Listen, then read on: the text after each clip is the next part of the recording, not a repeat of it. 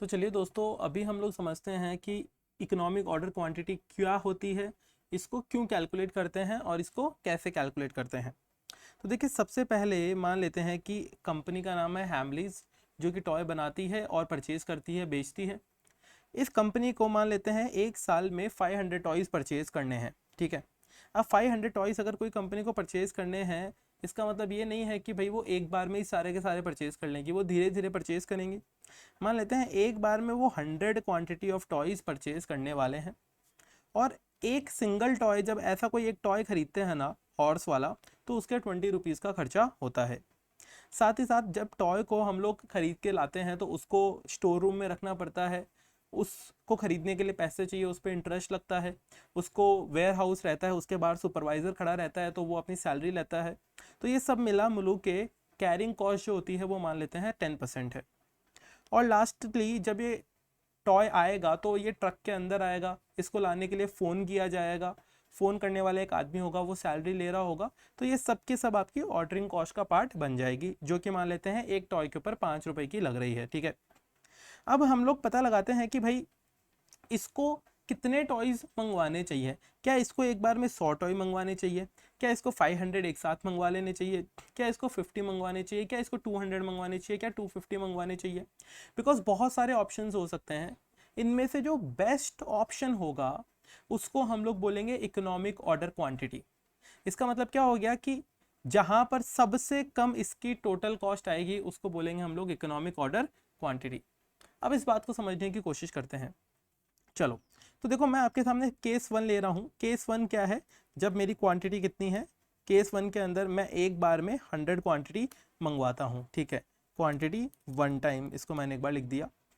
अब हम लोग इसको समझने की कोशिश करते हैं। देखिए, आपने एक बार में 100 मंगवानी है। मैं यहाँ पर एक कैलकुलेशन दिखाऊंगा जिसको बोल रहे हैं हमारी एनुअल कैलकुलेशन। अब आप एक बार में 100 मंगवाओ तो इसका मतलब आप 5 बार मंगवाओगे साल के अंदर, क्योंकि आपके टोटल 500 आपको टॉयज चाहिए। एक बार में 100 मंगवा रहे हो मतलब साल में 5 बार मंगवाओगे।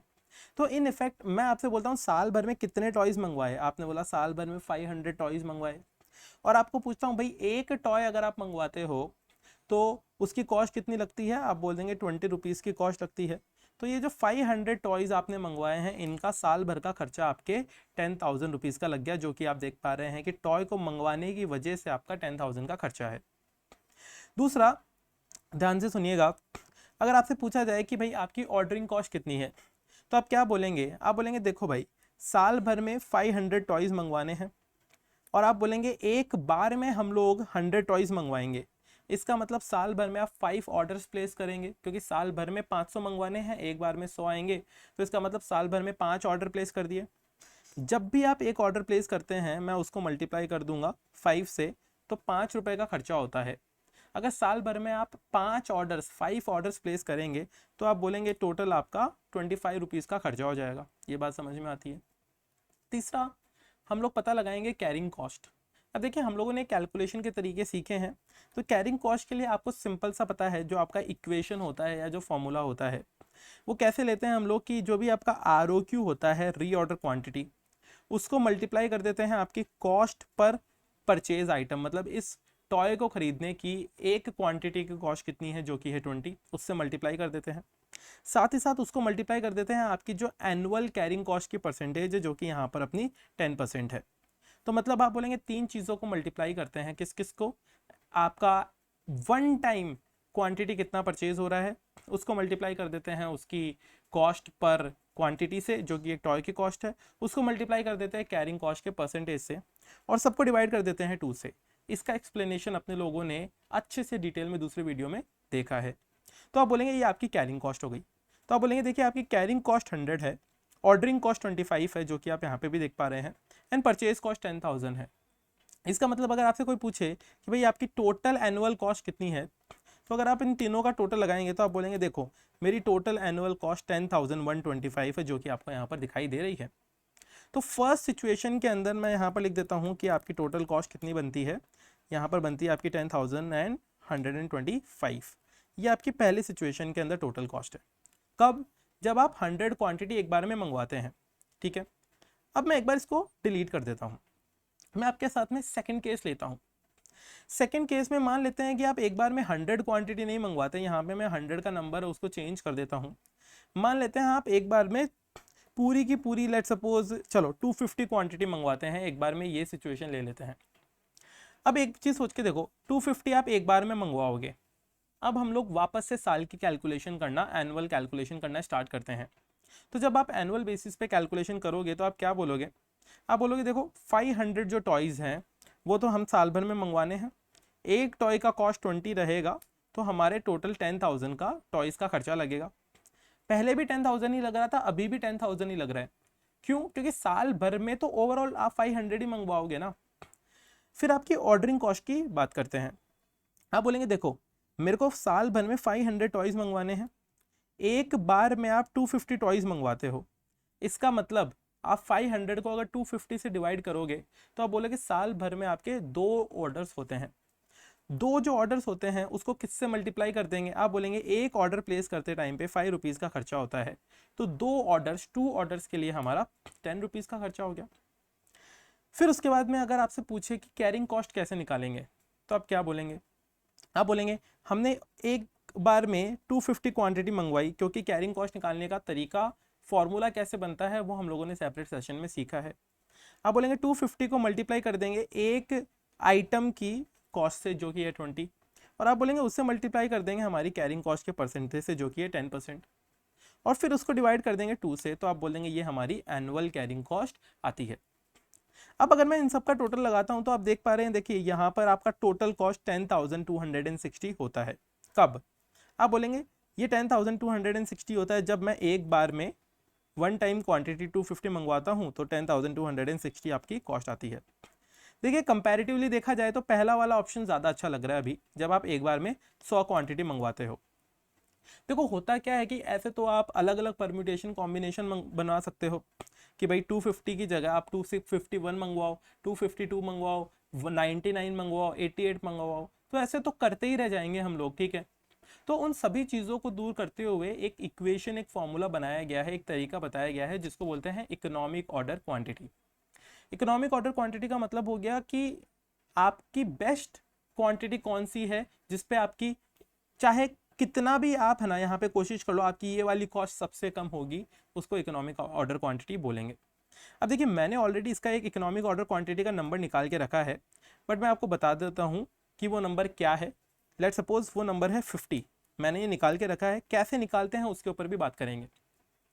अभी मैं बोलता हूँ मान लेते हैं आप एक बार में 50 क्वांटिटी मंगवाते हैं, एक बार में 50 क्वांटिटी मंगवाते हैं, तो उस केस में क्या होगा, आप बोलेंगे देखो साल भर में तो आप 500 टॉयज़ ही मंगवाएंगे, एक टॉय की कॉस्ट आपकी 20, तो आप बोल देंगे 10,000 का तो टॉय का परचेज का कॉस्ट हो गया। ऑर्डर का कॉस्ट कितना होगा, आप बोलेंगे साल भर में 500 हम लोग टॉयज़ मंगवाने वाले हैं, एक बार में 50 टॉयज़ मंगवाएंगे, तो इसका मतलब 500 डिवाइडेड बाई 50, आप साल भर में 10 ऑर्डर्स प्लेस करेंगे। 500 डिवाइडेड बाई 50 उसको किससे मल्टीप्लाई कर देंगे, आप बोलेंगे भाई 10 ऑर्डर्स हम लोग प्लेस करेंगे, एक ऑर्डर की कॉस्ट है हमारी कितनी, आप बोलेंगे एक ऑर्डर की कॉस्ट है 5 रुपीज़, तो 10 मल्टीप्लाइड बाई 5, आप बोलेंगे 50 रुपीज़ हमारा ऑर्डरिंग कॉस्ट हो गया। साथ ही साथ अगर मैं यहाँ पे कैरिंग कॉस्ट की बात करूँ तो आप क्या बोलेंगे, आप बोलेंगे एक बार में हम लोग 50 क्वांटिटी मंगवाते हैं, एक जो क्वांटिटी है उसकी कॉस्ट होती है 20 रुपीज़, उसको मल्टीप्लाई कर देते हैं हम हमारे परसेंटेज ऑफ कैरिंग कॉस्ट से, उसको डिवाइड कर देते हैं 2 से, जो कि हम दूसरे वीडियो में सीख के आए हैं, आप बोलेंगे वो भी आती है 50। अब अगर मैं इन सब का टोटल लगा लेता हूँ तो आप देखेंगे टोटल जो हमारी साल भर की कॉस्ट है वो है 10,100। तो अगर यहाँ पर मैं लिखता हूँ आपकी क्वांटिटी है 50 और उस केस में आपकी 10,100 आपकी टोटल कॉस्ट है।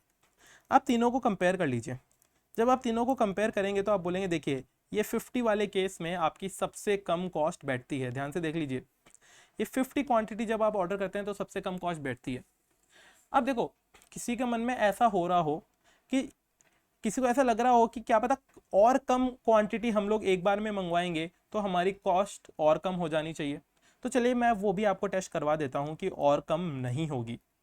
तो एक बार के लिए मैंने ये नंबर्स वापस डिलीट कर दिए, आपके मन के सेटिस्फेक्शन के लिए मान लेते हैं कि आप एक बार में 25 क्वांटिटी मंगवाते हो, ठीक है। अब 25 क्वांटिटी अगर आप एक बार में मंगवाते हो तो आप क्या बोलोगे, आप बोलोगे देखो साल भर में तो मुझे 500 टॉयज़ ही चाहिए, और एक टॉय की कॉस्ट है 20, तो हमारी परचेज कॉस्ट तो 10,000 ही होनी है। ऑर्डरिंग कॉस्ट क्या हो जाएगी, आप बोल देंगे साल भर में मुझे 500 टॉयज़ चाहिए, एक बार में आप 25 टॉयज़ मंगवाते हो, तो 500 को जब 25 से डिवाइड करते हैं तो आप साल भर में 20 ऑर्डर्स, इन दोनों को सॉल्व करने से 20 ऑर्डर्स आते हैं, तो आप साल भर में 20 ऑर्डर्स प्लेस करोगे। एक ऑर्डर प्लेस करने का खर्चा जो होगा वो आपका 5 रुपीज़ का होगा, तो आप बोल देंगे आपका टोटल 100 रुपीज़ का ऑर्डरिंग कॉस्ट आता है। फिर उसके आगे अगर कैरिंग कॉस्ट निकालेंगे तो आप बोलेंगे देखो हम लोग एक बार में 25 क्वांटिटी मंगवाएंगे, एक का कॉस्ट होएगा हमारा 25, और आप बोलेंगे हमारा जो कैरिंग कॉस्ट का परसेंटेज है वो है 10%, उसको डिवाइड कर देंगे 2 से, जो कि हम लोगों ने सीखा है, तो आप बोल देंगे ये हमारा कैरिंग कॉस्ट 25 का आता है, जो कि आप यहाँ पर भी देख सकते हैं। इन सभी को टोटल कर लेंगे तो आप देखिए 10,125 जो यहाँ पर आप देख पा रहे हैं। तो यहाँ पर मैं आप लोगों के सामने केस नंबर 4 लिख देता हूँ, केस नंबर 4, और इसके अंदर में मैं इसकी टोटल क्वांटिटी आपको दिखा देता हूँ। तो आप बोल देंगे यहाँ पे हम लोगों ने 25 क्वांटिटी खरीदी, जिसकी वजह से हमारा 10,125 का खर्चा बैठा है। अब भी आप चारों को कंपेयर कर लीजिए, आप बोलेंगे जो थर्ड केस था, थर्ड सिचुएशन थी, उसमें हमारी सबसे कम कॉस्ट आ रही है।